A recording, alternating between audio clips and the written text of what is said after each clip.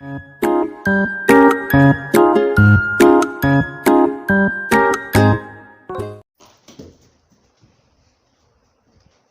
everyone. Today in this section we are discussing about a new chapter, that is gravitation. Whenever you heard gravitation, immediately Sir Isaac Newton came in front of us. Why this is so? Because he was a great scientist who discovered the phenomena of gravitation. Gravitation means what? It is a universal force. Gravitation म्हटले की आपल्या डोळ्यासमोर Newton येतात. का? म्हणजे त्याच्या मागे एक इंटरेस्टिंग स्टोरी आहे. न्यूटनने एकदा एका झाडाखाली बसलेला असतात. त्या झाड ॲपलचा होता. झाडावर ॲपल पिकलेले होते आणि ते खाली पडलं. त्यावेळी आपण जर असलं तर ॲपल उचललं असतं आणि काढून टाकलं असतं. पण ह्या न्यूटनने एक मोठा सायंटिस्ट होते. त्यांना असं विचार आले की ह्या ॲपल खालीच का पडला, वर का गेलं नाही, किंवा आहे तिथेच का थांबलं नाही, असे अनेक प्रश्न त्यांच्या मनात पडले. न्यूटनने त्यावर भरपूर विचार केले आणि he came to a conclusion that there must be a strong attractive force on the earth by which it attracts the object towards the centre of it. अर्थमध्ये असा एक खूप स्ट्रॉंग अट्रॅक्टिव्ह फोर्स आहे. त्या अट्रॅक्टिव्ह फोर्स अर्थवर असलेला सगळा ऑब्जेक्टला त्याच्याकडे खेचून घेतात, त्याच्या सेंटरकडे खेचून घेत असतील. That is nothing but gravitational force. Let us see now gravitation. In this chapter we are going to discuss about the gravitation, circular motion and centripetal force, Kepler's laws, Newton's universal law of gravitation, acceleration due to gravitational force of the earth, free fall and escape velocity. First of all, we'll see, can you recall? The first question is, what are the effects of a force acting on an object? Force एखादी ऑब्जेक्टवर apply झाल्यावर त्याचा effect काय काय होऊ शकतात. For example, एखादी ball ग्राउंडवर ठेवलेला आहे, त्याला एक किक घातलेला आहे. म्हणजे काय, आपण एखादी फोर्स त्याच्यावर बॉलवर अप्लाय केलेला आहे. त्याच्यामुळे काय होते, बॉल मूव्ह व्हायला सुरू होते. That is force can start moving which is at the rest position. Now, one of the object that is ball move होत आहे, त्या बॉलला आपण पाय आडवा ठेवून त्याला स्टॉप करू शकतो. म्हणजे तिथं सुद्धा आपण एखादी फोर्स अप्लाय केला, त्यामुळे काय झाला, मूव्हिंग पोझिशनमध्ये असलेला बॉल तिथेच स्टॉप झाला. So we can say we can stop moving. Or in the other case, एखादी थ्रोबॉल खेळत आहोत. थ्रोबॉलचा दोन्ही बाजूला प्लेयर्स असतात. एका बाजूचा प्लेयर्स दुसऱ्या बाजूच्या प्लेयरना बॉल पास करतात. त्यावेळेला दुसऱ्या बाजूचा प्लेयर्स त्या बॉलवरती फोर्स अप्लाय करून त्याच्या डायरेक्शन ॲज वेल ॲज स्पीड चेंज करतात. त्यामुळे आपण काय सांगू शकतो, म्हणजे the effects of a force acting on an object is, that is force can start moving, stop moving, and it can change the direction of moving object as well as it can change its speed. Second question, what types of forces are you familiar with? In the earlier class we have studied about many types of forces like buoyant forces, contact force, in contact force, frictional force, gravitational force, electrical, magnetical force, etc. What do you know about the gravitational force? Gravitational force बद्दल तुम्हाला काय माहित आहे? Gravitational force it will exist on the earth. हे जे force अर्थवरती आहे, we have seen in the previous standard that the gravitational force is a universal force. आपण आपला आधीच्या क्लासमध्ये बघितलेला आहे, ग्रॅव्हिटेशनल फोर्स युनिव्हर्सल फोर्स आहे. And it acts not only between two objects on the earth but also between any two objects in the universe. हे जे force अर्थवरती असलेले दोन ऑब्जेक्ट मध्ये फक्त नसून ते युनिवर्समध्ये असणारा 2 ऑब्जेक्टमध्ये असणार. Let us see gravitational force, gravitation.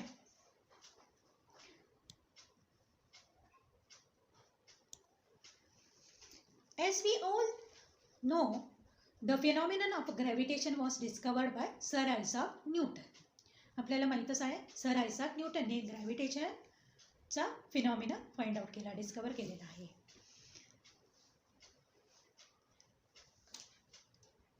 Newton हे डिस्कवरी कुठून सुरुवात केला तर एखादी त्याच्या मागे एखादी स्टोरी आहे. तर न्यूटनने एक ॲपल झाडावरून खाली पडताना बघितले होते. That is, as the story goes, he discovered the force by seeing an apple fall from a tree on the ground. एक ॲपल झाडावरून खाली पडताना न्यूटनने बघितलेला आहे. He wondered why all apples fall vertically downward and not at an angle to the vertical. Why do they not fly off in a horizontal direction? That time he was wondered का हे सगळे apples, त्यांना आश्चर्य वाटले हे सगळे apples vertically downward का fall होतात. Why not their direction changes, त्यांचं डायरेक्शन का चेंज होत नाही, ते हॉरिझॉन्टल डायरेक्शनमध्ये का फॉल होत नाही, असे भरपूर सारे प्रश्न त्यांच्या मनात आला आणि ते पुढे ग्रॅव्हिटेशनच्या डिस्कवरीपर्यंत पोचला.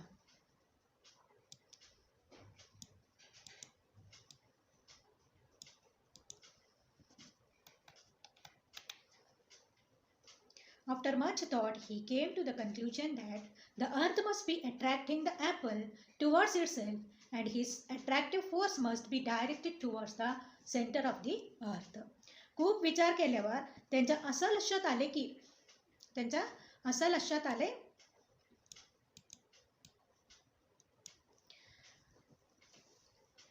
न्यूटनने ह्याच्यावर भरपूर विचार केले आणि त्यांच्या असं लक्षात आले अर्थमध्ये असा एक फोर्स असणार ते ह्या ॲपलला स्वतःकडे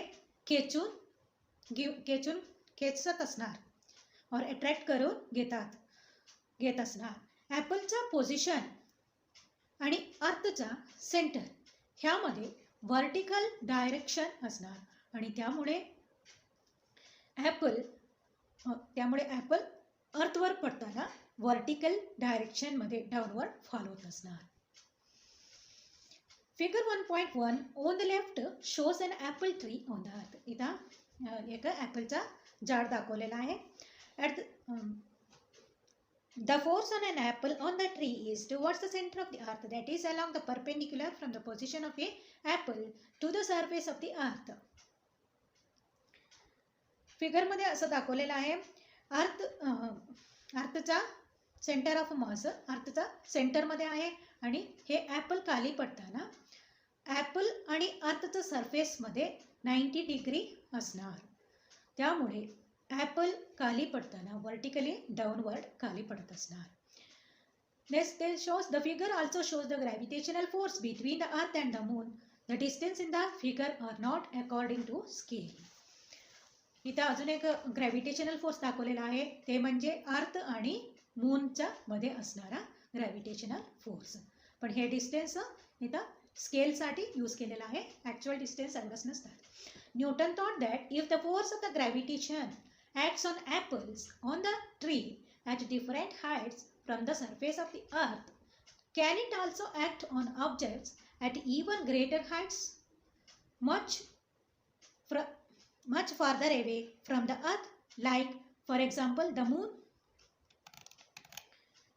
Can it act on even further objects like the other planets and the sun? न्यूटनला असं विचार आले की हे जे फोर्स ॲपलवर अप्लाय होत असते ते दुसरा ऑब्जेक्टला, जसे की अर्थ सरफेसमधून भरपूर लांब असणारा ऑब्जेक्टला, फॉर एक्झाम्पल मून इथं मून दिसतात, मूनवरती सुद्धा हे अर्थचा ग्रॅव्हिटेशनल फोर्स ॲक्ट होते का? किंवा मूनवरून सुद्धा लांब असणारा object, for example planets, sun etcetera, त्याच्यावर सुद्धा ह्या अर्थचा ग्रॅव्हिटेशनल फोर्स ॲक्ट होते का? हे विचारा क्वेश्चन न्यूटनला आले आणि त्याचा आन्सर आहे yes. next we will see about the force and motion. What is force? Force is nothing but it is a quantity which is necessary to change the speed as well as the direction of the motion of an object. Force एखादी असा quantity आहे त्याच्यामुळे एखादी ऑब्जेक्टचा speed किंवा direction moving ऑब्जेक्टचा speed किंवा direction आपण change करू शकतो. Next will say can you recall what are the Newton's laws of motion? Last year we have studied about these Newton's laws of motion. There are three laws. What are they? Let us see. The first law of motion, that is, it is also known as law of inertia. What it tells? An object continues to remain at rest or in a state of uniform motion unless an external force is applied on it. एखादी external force apply केल्याशिवाय rest पोझिशनमध्ये असलेला object किंवा uniform मोशनमध्ये असलेला object त्याच्यामध्ये कुठलाही change होत नाही. हे झाला first law of motion. Let us see second law of motion. The rate of change of momentum is proportional to the applied force and change of momentum occurs in the direction of a force.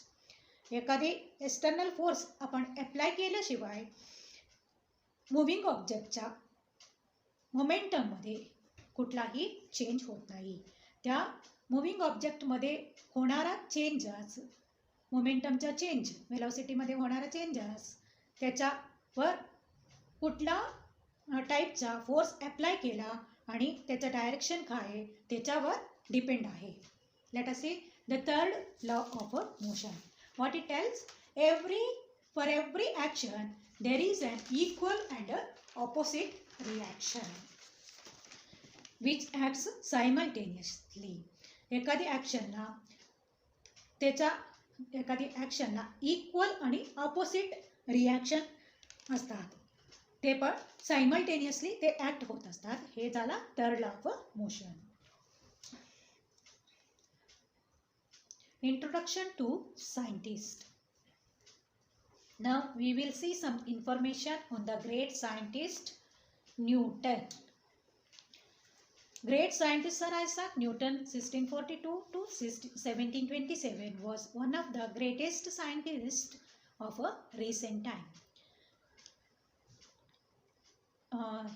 Newton was born in England at 1642. He was born in England. Newton was born in England at 1642 and he was died at 1727. He gave his laws of motion, equations of motions and theory of gravity in his book Principia. त्याच्या book Principia ह्या बुकमध्ये त्यांनी loss of motion आणि equation of motion आणि ग्रॅव्हिटीबद्दल लिहिलेलं आहे. त्यांचं बुकचं नाव आहे Principia. Before this book was written, Kepler had given 3 laws describing planetary motions. ह्या बुक लिहायच्या आधी केपलर हे एक सायंटिस्ट होते. त्याने प्लॅनेटरी मोशनच्या संदर्भात 3 लॉज डिस्कवरी केले होते.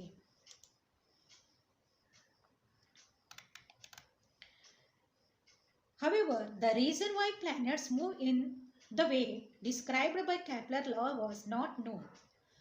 Newton, with his theory of gravity, mathematically derived Kepler's laws. पण केपलरने सांगितलेल्या प्रमाणे प्लॅनेट्स कसे मूव्ह होतात त्याचा माहिती मात्र नव्हता. केपलरने कुठलाही इन्फॉर्मेशन दिला नाही. त्यांच्या लॉच्या अनुसार ते प्लॅनेट्स कसं मूव्ह होतात त्याच्याबद्दल त्यांच्याकडे कुठलाही इन्फॉर्मेशन नव्हता. न्यूटनने ग्रॅव्हिटीच्या थिअरीवरून केपलरचा लॉ मॅथमॅटिकली प्रूव्ह करून दाखवले. In addition to this, Newton did groundbreaking work in several areas, including light, heat, sound, and mathematics. ह्याच्या व्यतिरिक्त न्यूटनने भरपूर सारे फील्डमध्ये, for example light, heat, sound आणि मॅथमॅटिक्स फील्डमध्ये सुद्धा वर्क केलेला आहे. He invented a new branch of mathematics. This is called calculus. Mathematic ब्रँचमध्ये न्यूटनने एक नवीन ब्रँच इन्व्हेंट केले, त्याचं नाव आहे calculus. He was and has wide ranging application in physics and mathematics. हे कॅल्क्युलस फिजिक्स आणि मॅथमॅटिक्समध्ये भरपूर ठिकाणी अप्लाय होत असते, यूज होत असते. He was the first scientist to construct a reflecting telescope. तसेच त्यांनी रिफ्लेक्टिंग टेलिस्कोप हे सुद्धा त्यांनी पहिल्यांदा इन्व्हेंट केलेलं आहे, कन्स्ट्रक्ट केलेलं आहे. Next will see about circular motion and centripetal force. तुम्ही शेतात शेतकरीने गोफण फिरवताना बघितलं असेल ना. त्याच्यात काय असतात, एखादी स्ट्रिंगमध्ये, आता इथं सांगितलेलं आहे tie a stone to one end of a string.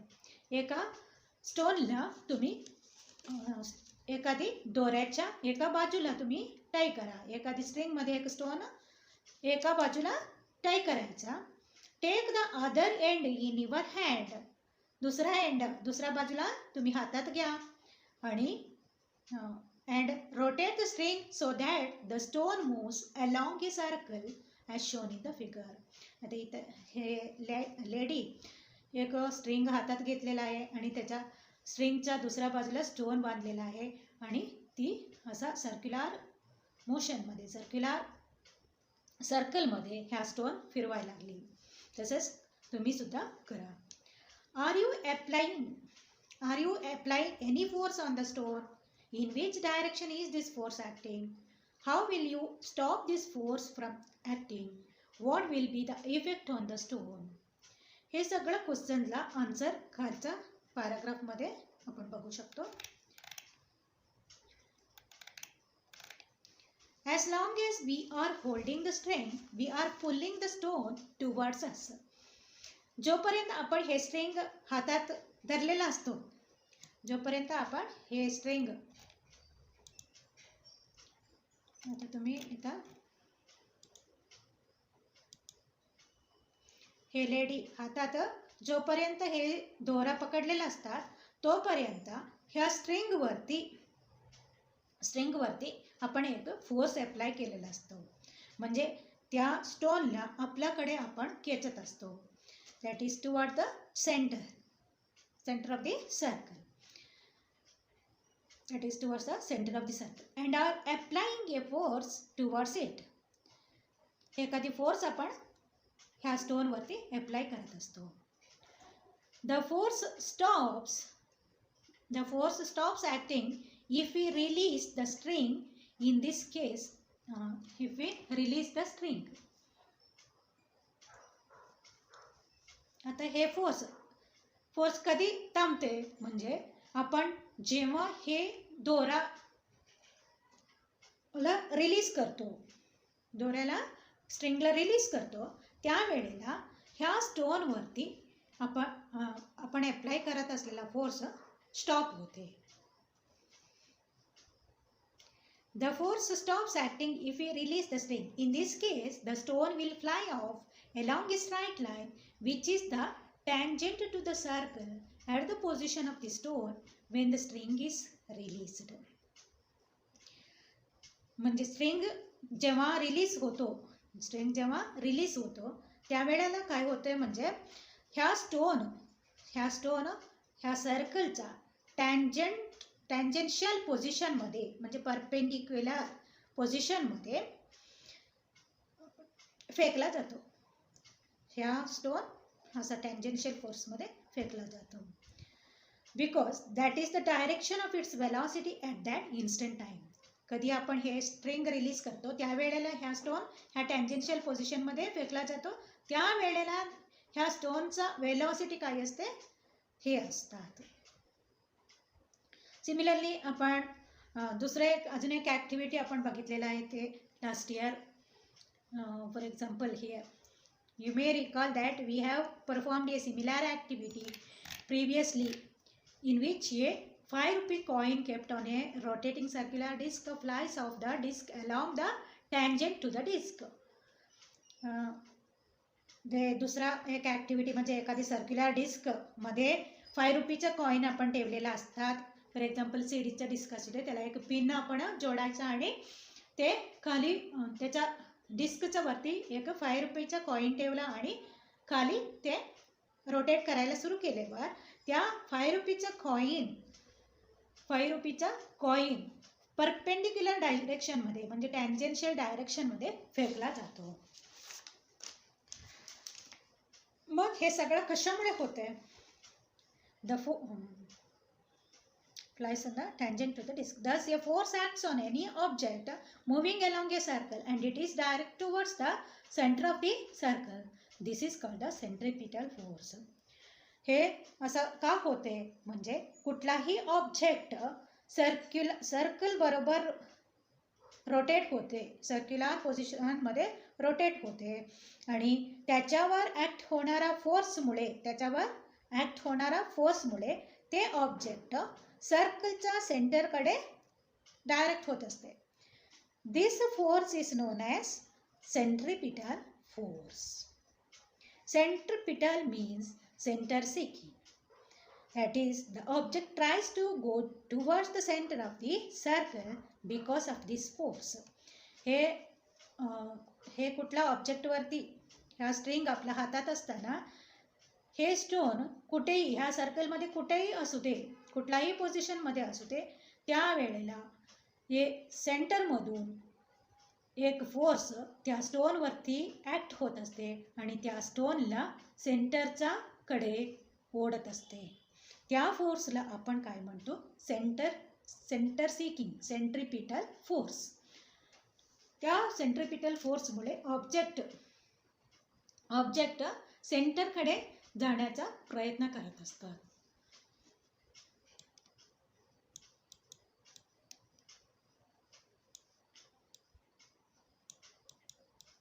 Next, you know that the moon, which is natural satellite of the earth, goes round it with a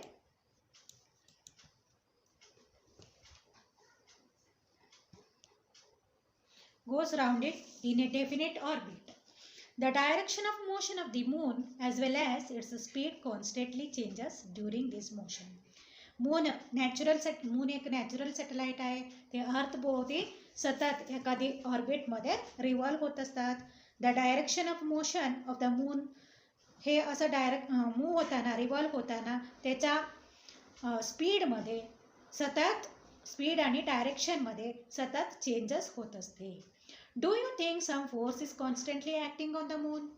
म्हणजे त्याच्या मूनचं वर कुठलाही एक फोर्स कॉन्स्टंटली ॲक्ट होत असते, सतत ॲक्ट होत असतं का?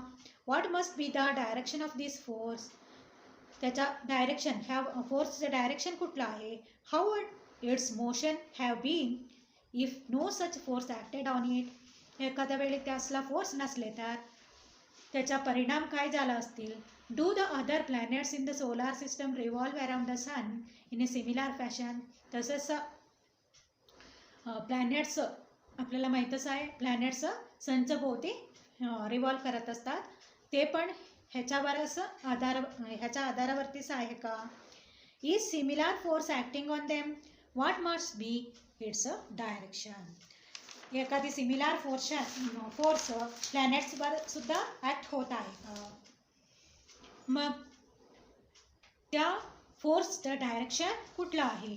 हे सगळं क्वेश्चन्स एराईज होते. ह्या सगळ्या क्वेश्चनचा आन्सर इथे खाली दिलेला आहे. From the above activity, example and question, it is clear that for the moon to go around the earth, there must be a force which is exerted on the moon, and this force must be exerted by the earth, which attracts the moon towards itself. इथं काय सांगितलेलं आहे म्हणजे मूनवरती अर्थच्या सेंटरमधून एखादी fixed force act होत असणार आणि त्या फोर्स अर्थच्या सेंटरकडे मूनला अट्रॅक्ट करत असणार. सिमिलरली मूनमध्ये सुद्धा एखादी फोर्स असणार, ते अर्थला सुद्धा अट्रॅक्ट करत असणार. त्यामुळे मून एखादी फिक्स्ड ऑर्बिटमध्ये एक फिक्स्ड ऑर्बिटमध्ये अर्थच्या भोवती असं रिव्हॉल्व होत असणार. Similarly the sun must be attracting the planets including the earth towards itself. तसेच सनच्या सेंटरमधून प्लॅनेट्सवरती, ह्या सारे प्लॅनेट्स त्याच्यावरती एखादी फोर्स, कॉन्स्टंट फोर्स ॲक्ट होत असणार. त्यामुळे ते सनचं भोवती रिव्हॉल्व होत असणार. हे सगळ्या क्वेश्चन्स आन्सर म्हणजे सेंट्रिपिटल फोर्स. आता सेंटरमधून आपण कसा स्टोनवरती फोर्स ॲक्ट केला, त्यामुळे स्टोन एका फिक्स्ड ऑर्बिटमध्ये, एका फिक्स्ड पाथमध्ये असं सर्क्युलर मोशनमध्ये रोटेट होत होता. तसेच इथं मूनवरती अर्थच्या सेंटरमधून एखादी कॉन्स्टंट फोर्स ॲक्ट होत असणार. त्यामुळे मून अर्थच्या भोवती असा रिव्हॉल्व होत असणार. तसेच प्लॅनेटवरती, अर्थवरती सुद्धा, प्लॅनेट म्हणजे अर्थसुद्धा आला, त्याच्यावरती सुद्धा सनच्या सेंटरमधून एखादी कॉन्स्टंट फोर्स ॲक्ट होत असणार आणि ते सनच्याकडे, प्लॅनेटला सनच्या सेंटरकडे खेचत असणार. त्यामुळे सगळी डायरेक्शनमध्ये खेचत असणार. त्यामुळे प्लॅनेट्स सनच्या भोवती असा रिव्हॉल्व होत असणार.